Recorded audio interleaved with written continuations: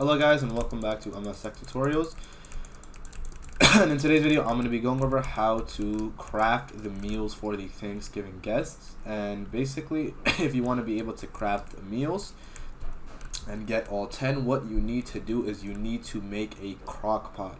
Now basically that will be you will be able to make a crock pot at the crafting station. So once you go over here I would believe you need to upgrade your bench to at least level 3 because it's not shown for 1 or 2.